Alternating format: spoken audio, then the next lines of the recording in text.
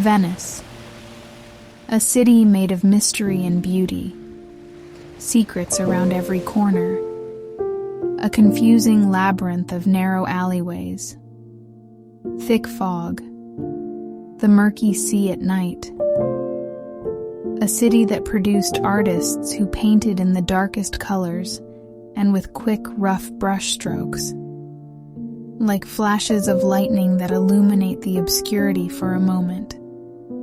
Vagueness, hints, an ambiguous smile through the mask. Nothing seems obvious here. And yet, for anyone who wants to see, truth, visible, lying there like an open book, clear, like the blue sky over the Adriatic, beautiful, like a Madonna by Bellini. The same could be said of the city's patron saint, Saint Mark, to whom we owe the second and perhaps oldest gospel. The gospel that bears his name is also the shortest of the four gospels, reduced to the essence, clear and beautiful in language and form, unambiguous and decisive, like the brushstrokes of Tintoretto. It is the supposed simplicity that is a sign of the truly masterful. And yet, there is an elusive peculiarity that only occurs in the Gospel of Mark and is known to theologians as the so-called messianic secret. Speaking of secrets, what is the story behind the winged lion, the symbol of the Evangelist and the city's emblem, which has been enthroned on a column high above St. Mark's Square for centuries? The truth is, like a lion, wrote St. Augustine. Well, in Venice, the truth is a lion. This is the story of the Lion of Venice, St. Mark the Evangelist.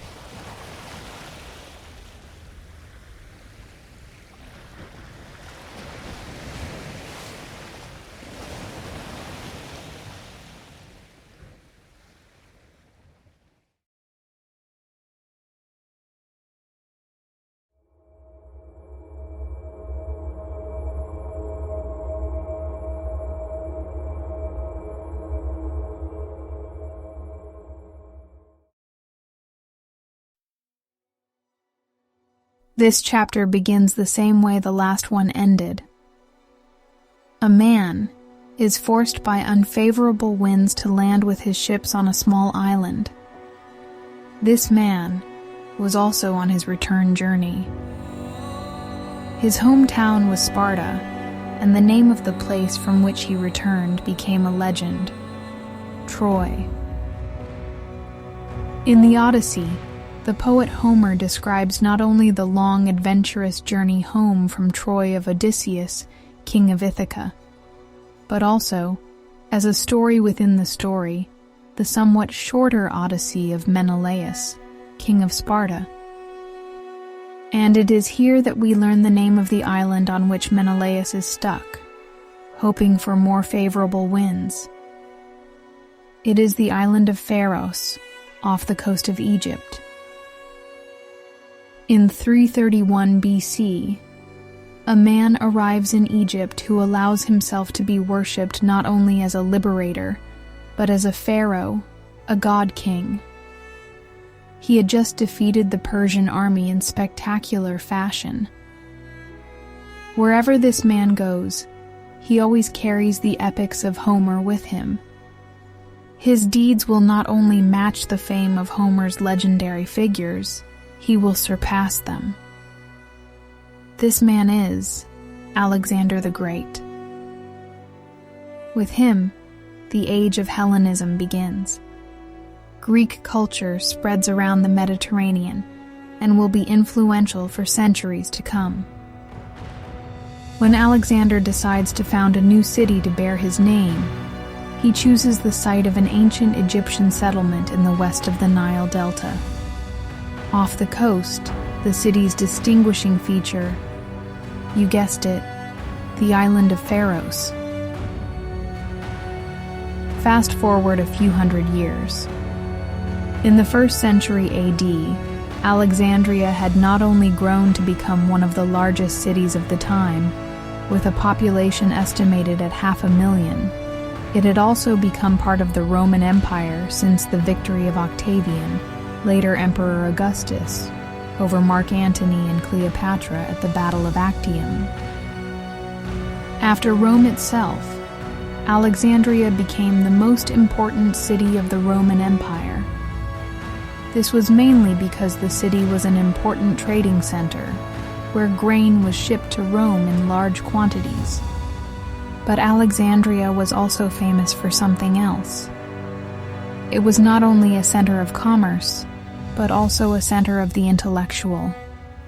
This is illustrated by its great library, which is said to have contained 700,000 scrolls. Speaking of books, in Alexandria, home to a large Jewish community, the Torah, the 5 books of Moses, was translated into Greek. We know this translation of the Holy Scriptures as the Septuagint. This is of great significance as we have already seen that the Gospels of the New Testament, with the possible exception of Matthew, were written in Greek, and the Evangelists quote the Septuagint in part. But being a center of science and trade brought something else with it. In addition to the Jewish community, Alexandria was a contest of various religions and customs, none of them with a lack of self-confidence. Ancient Egyptian beliefs, Indian wisdom teachings, Persian influences, Hellenistic schools of philosophy. This was the intimidating backdrop when Mark arrived in Alexandria. Just one man and the message of his gospel.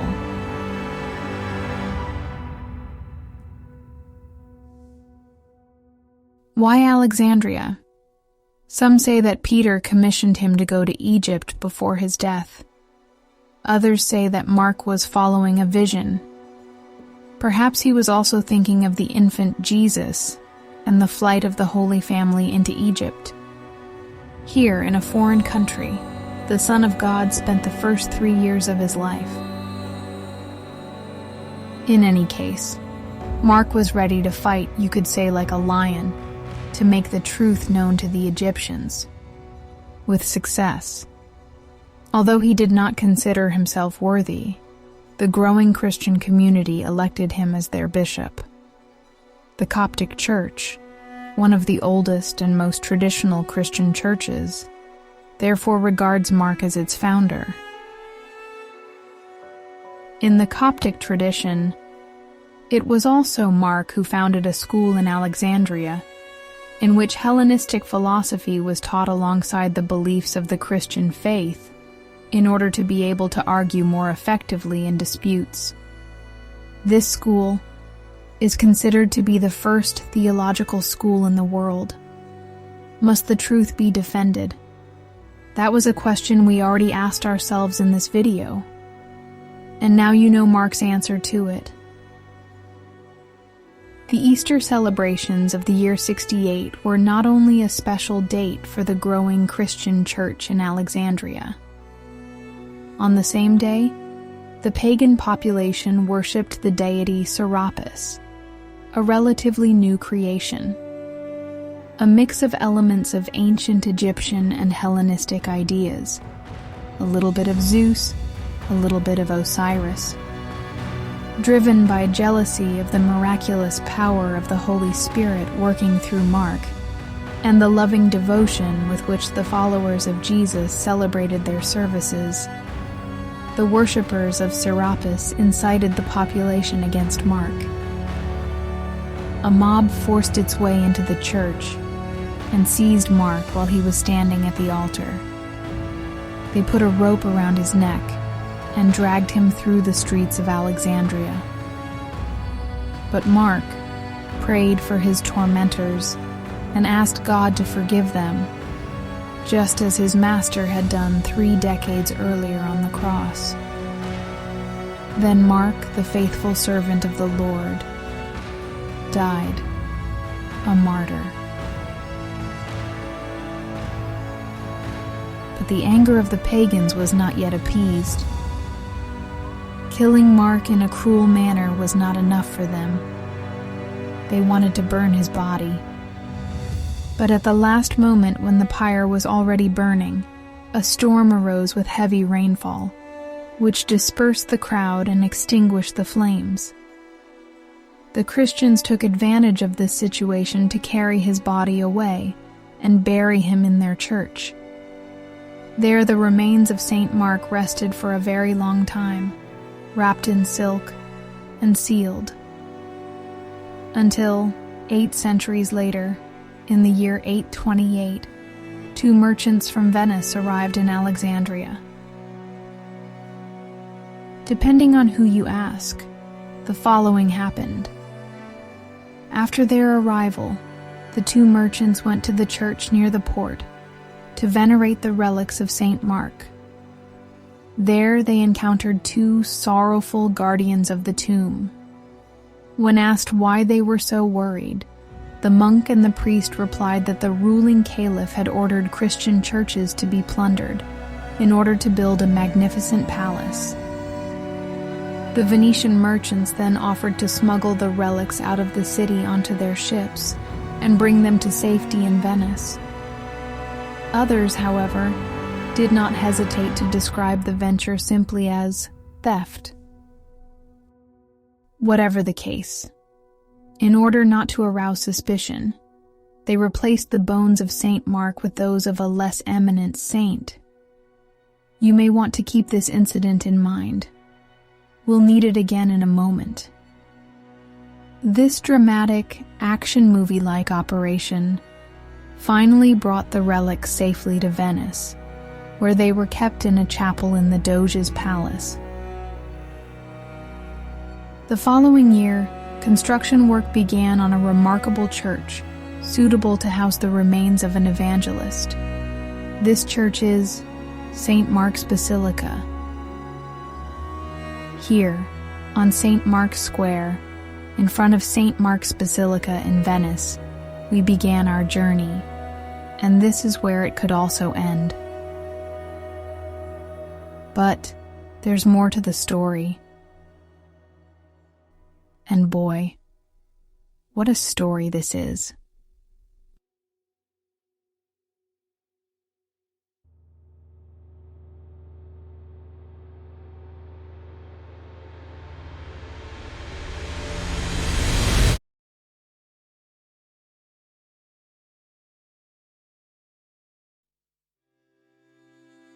So far we have traveled many islands, starting with Cyprus, then the island in the lagoon of Venice, and finally the island of Pharos. But I still have to tell you the story of one more island. It is believed that the Romans at the time of Emperor Tiberius used a small island in a vast lake as a base for their attacks against Celtic tribes during their conquests north of the Alps. The Romans called this lake Lacus Brigantinus, but today we know it as Lake Constance, bordering on what is now Germany, Austria, and Switzerland. In the 8th century, this island in Lake Constance was to become a base of a different kind, a base for Christian culture. If there had ever been a military base on the island, there were no longer any traces of the Romans to be seen. The Western Roman Empire had collapsed centuries earlier.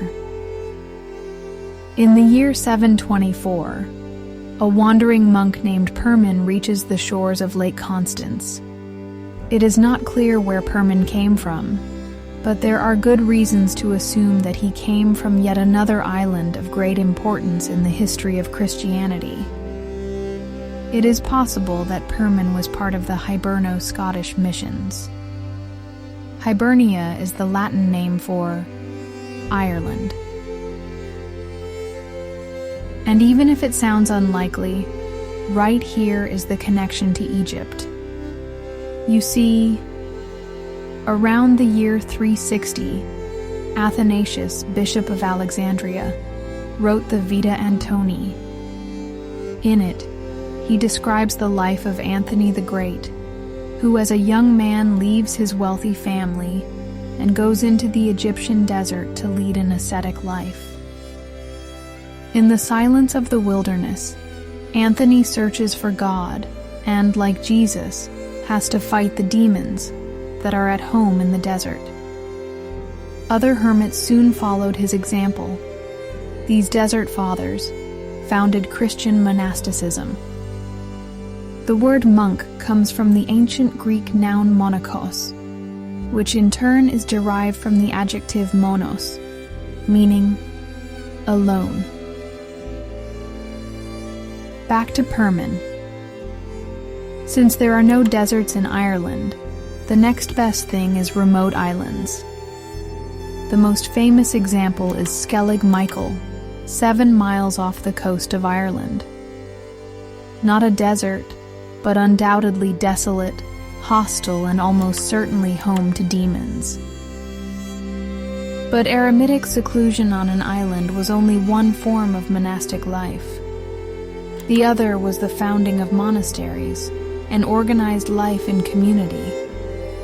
Here we have even more connections to Egypt. In the scriptoria of Ireland's monasteries, monks tirelessly copied texts. Religious texts, of course, but not only. They also copied philosophical texts and pagan authors. For this, they used parchment instead of Egyptian papyrus, which is very durable in the European climate. And in doing so, they not only perfected the art of producing books, but by expanding their libraries, they also ensured the preservation of ancient texts that would otherwise have been lost forever. Keep in mind that the Great Library of Alexandria no longer existed at this time. This made these monasteries true islands of knowledge.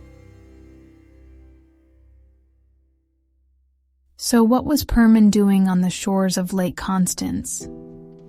At that time, the area belonged to the Frankish kingdom, which was still steeped in paganism after the so-called migration period. Let's take another look at the Gospel of Mark. Mark chapter 6, verses 7 to 9. And he summoned the 12 and began to send them out in pairs, and gave them authority over the unclean spirits. And he instructed them that they were to take nothing for their journey except a mere staff, no bread, no bag, no money in their belt, but to wear sandals. This passage in the New Testament, known as the sending of the 12 disciples, was interpreted by monks as a personal call. Like the 12 apostles, they wanted to leave their homeland and take on hardships in order to fulfill Jesus' instructions. This ideal of life became known as the Vita Apostolica, Latin for apostolic life. Mark was obviously not among the 12 apostles, but you may find it interesting that there is a passage in the Gospel of Luke, known as the sending out of the 72. The Bible does not tell us who was among these disciples, yet throughout history, attempts have been made to compile a list of the names of the 72 disciples that Jesus sent out. However, these lists differ and are not very reliable. For the sake of argument, we will take the list attributed to Hippolytus of Rome. And by going through this list, we find Mark the Evangelist, Bishop of Alexandria. What you need to know is that only in the Western Church are the 72 referred to as disciples. In Orthodox churches, the 72 are called apostles, because the term apostle refers to someone who was commissioned directly by Jesus, even if there are exceptions to the rule. And here we come full circle to the Vita Apostolica. So what does a wandering monk from Ireland in the 8th century have to do with the evangelist Mark? Turns out, quite a lot. Just like the apostles, just like Mark, Just like the father of all monks, Anthony the Great, Permin leaves his homeland to go into an unfamiliar, often hostile territory, like a lamb in the midst of wolves, as it says in Luke's Gospel, without money and without possessions, to proclaim the gospel and establish churches, so that his name may be recorded in heaven. With this background, the events that follow are easier to understand. The first thing Permin does is to look for a suitable island, and an island he finds. It is the island that served as a military base for the Romans in times long past. It is wildly overgrown and full of snakes, that is, demonic forces, which plunge into the lake in a hurry when St. Permin sets foot on the ground. Today, the island bears the German name Reichenau. The Latin name for this island was Augia Dives, which translates as rich or fertile island. And fertile it was indeed to become, not only because of its mild weather conditions and good soil, but also because of the monastery that Permin was to found here. The island of Reichenau is no larger than 1.7 square miles, and yet no less than 3 important Romanesque churches still exist on it today. And if you, like me, have an appreciation for the beauty of Romanesque architecture, then this should make your heart beat faster. Among other things, you'll find early medieval wall paintings that are among the oldest and best preserved in the world. But that's not all. As already mentioned, Permin and other missionaries from the Hiberno-Scottish missions brought their art of producing books and copying texts to the continent. In order to pass on their knowledge, they founded monastic schools. From medieval monastic schools such as these, an institution with far-reaching consequences was gradually formed in Europe, the university. Believe it or not, after the Great Library of Alexandria ceased to exist, for a short period of time, beginning in the 9th century, the library in the monastery of Permin on this small island in Lake Constance was one of the largest in the world, making it one of the intellectual centers of the West. Earlier in this video, I said that intellect was a weak approach to faith, but I did not say that intellect and faith are mutually exclusive. But there is another, remarkable event that took place in the 9th century. You see, when Permin founded his monastery on the island of Reichenau in 724, he built a wooden church. 100 years later, the wooden church was turned into a Carolingian basilica and consecrated to the Virgin Mary in 816. Now, if you visit this church today, you will find that its official English name is simply Reichenau Abbey. The German name, however, translates to Church of St. Mary and St. Mark. To make a long story a little shorter, a man named Ratold, who attended the excellent monastery school on the island of Reichenau, became bishop of the northern Italian diocese of Verona. And this Ratold of Verona, because he felt such close ties to the island of Reichenau, wanted to give his former monastery a very special gift. And once again, a Venetian plays a central role, as Ratold bought relics of St. Mark in Venice. But the seller would only sell on one condition. He would only sell the relics to Ratold if he promised never to reveal the true identity of the saint during his lifetime. Why? Well, if the seller was a doge, as one theory goes, political reasons come into consideration. And so, fittingly, St. Mark came to the island of Reichenau in 830 in secret and in hiding. And just as in Alexandria, his identity was deliberately switched with another saint. The bones of St. Mark were venerated as those of St. Valens. It was not until another 100 years later, at a synod in the city of Constance, that it was made public that the bones of St. Mark the Evangelist actually rested in the monastery on the island of Reichenau. And in 1486, Pope Innocent VIII confirmed the authenticity of the relics, which still lie in a beautiful gilded shrine to this day.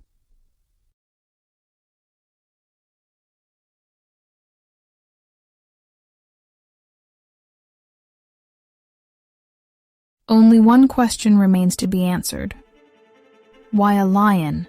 Or more precisely, why a winged lion? First of all, we need the bigger picture here, because not only Mark, but all 4 evangelists are assigned a symbol, and each of these symbols has wings. For Matthew, it is a winged man, for Mark, a winged lion, for Luke, a winged ox or bull, and for John, an eagle. These symbols go back to a very specific text, a text that is so fascinating, so mysterious, so profound, that according to the Mishnah, the written collection of the oral Torah, it is forbidden to teach a person this text, unless that person is wise and capable of understanding most of it for themselves. A text that also plays a central role in the history of Christian mysticism. This text is the book of Ezekiel in the Tanakh, the Hebrew Bible. It contains the visions of the prophet Ezekiel. In the first chapter, he describes the vision he has of God's glory. Or at least he tries to, because of course words are not sufficient to describe what he sees. It is important to emphasize that during this vision, the face of God remains hidden to him in a bright glow, shining like gold, a crown of fire. But God appears to Ezekiel in a throne chariot, and this throne chariot is surrounded by 4 extraordinary living beings. Ezekiel, chapter 1, verses 4 to 6. As I looked, behold, a high wind was coming from the north, a great cloud with fire flashing intermittently, and a bright light around it. And in its midst, something like gleaming metal in the midst of the fire. And within it, there were figures resembling 4 living beings. And this was their appearance. They had human form. Each of them had 4 faces and 4 wings. Continuing in verse 10. As for the form of their faces, each had a human face. All 4 had the face of a lion on the right, and the face of a bull on the left, and all 4 had the face of an eagle. Here we already have all 4 symbols: the man, the lion, the bull, and the eagle. Now, in the revelation of John, the human-like beings, each with 4 faces, become individual beings, the so-called 4 living beings of Revelation. Listen to this. Revelation chapter 4, verse 7. The first living creature was like a lion, the second creature like a calf. The third creature had a face like that of a man, and the fourth creature was like a flying eagle. So far, so fascinating. But how did the connection between the 4 living beings from Ezekiel and Revelation and the 4 evangelists come about? Once again, we have to look to the Church Fathers for answers. In particular, Jerome. Building on an already existing ancient tradition, he established the association of the four living beings with the four evangelists as we know it today. The reason why Jerome associated the evangelist Mark with the lion can be found in the opening sentences of his Gospel. Mark 1:3. The voice of one calling out in the wilderness, "Prepare the way of the Lord, make his paths straight." A loud calling voice in the wilderness? Mark is referring to John the Baptist, but it also evokes the image of a roaring lion, and this is exactly how Jerome saw it. In another association, the lion is a monarchical symbol that stands for Christ, the King. And since it was believed at the time that lions sleep with their eyes open, the lion also symbolizes Christ in the tomb and his resurrection. But the lion also stands for courage. And after everything we have learned about Mark's life, I think he truly deserves this attribution. As I have already said in the case of the city of Aquileia, it is no small thing to have an evangelist as the city's patron saint. It should therefore come as no surprise that the winged lion is omnipresent in Venice. An impressive example can be found in the famous Doge's palace. Do you remember how I mentioned Tintoretto at the very beginning of the video? He is Venice's superstar painter, and I can't make a video about Venice without briefly mentioning his art. His painting, Il Paradiso, is one of the largest paintings on canvas in the world, and prominently placed in it, you will find the four evangelists with their symbols. Since we are in Venice, of course, with Mark in first place.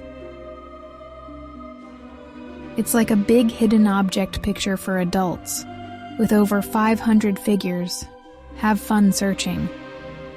To conclude the video, however, we turn our attention to a very special lion. You could say the original lion. It is the Lion of Venice. Its story is almost as epic as that of Saint Mark himself. It goes something like this. Sometime in the 12th century, on board a ship, a sculpture of a lion arrives in Venice. It is made of bronze and has wings. The reigning doge of the time gives the order to place it on a large granite column. Granite, which, incidentally, comes from Egypt. On this column, high above the Piazzetta San Marco, this sculpture will remain a symbol of the city for centuries to come. That is, until Napoleon took possession of the city in 1797. As elsewhere in Europe, Napoleon set about looting the art treasures. Some works of art were spared, as they were simply too large, such as the painting Il Paradiso by Tintoretto. But he orders his men to lift the bronze lion from its column, and then transports it to Paris, where he has it placed on a fountain. After Napoleon's defeat, the lion was eventually brought back to Venice, but it was very badly damaged, broken into 20 pieces. After extensive restoration, it was finally returned to its original place on April 13, 1816. But this was not the first time that the statue had been dismantled. Scientists assume that the heavy statue was originally transported in pieces.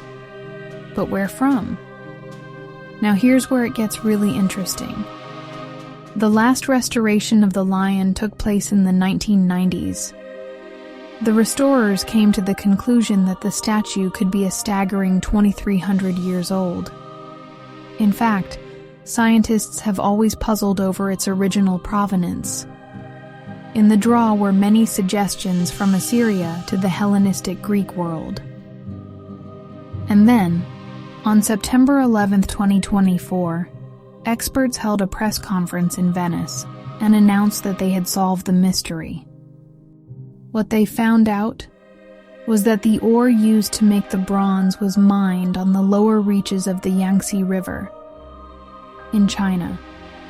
The statue was therefore a tomb guard figure from the Tang dynasty, which ruled from 609 to 907 AD. The Chinese origin of the sculpture was obscured for so long by the fact that the Venetians had made numerous changes to its appearance.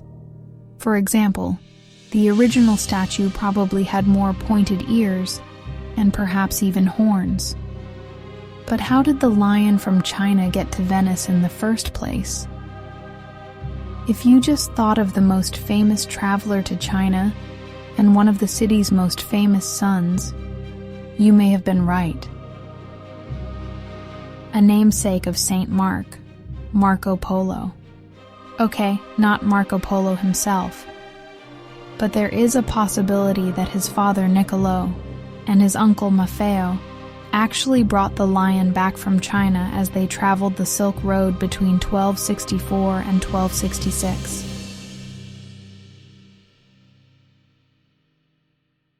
What a fitting way to end a video about Venice, don't you think? Reflecting on the life of Saint Mark is not possible without coming across secrets. Mysteries are at the heart of the Christian faith. But mysteries can sometimes seem like a foggy day in the lagoon of Venice, fathomless, like the murky sea at night, confusing, like a labyrinth of narrow alleyways. And yet Mark has left us a message that could not be clearer, a gospel that bears his name, shining like the dawning day.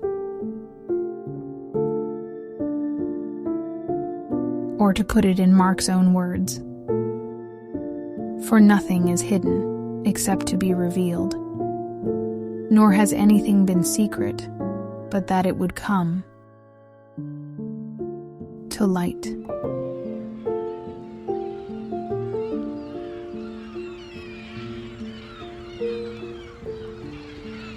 Thank you for watching.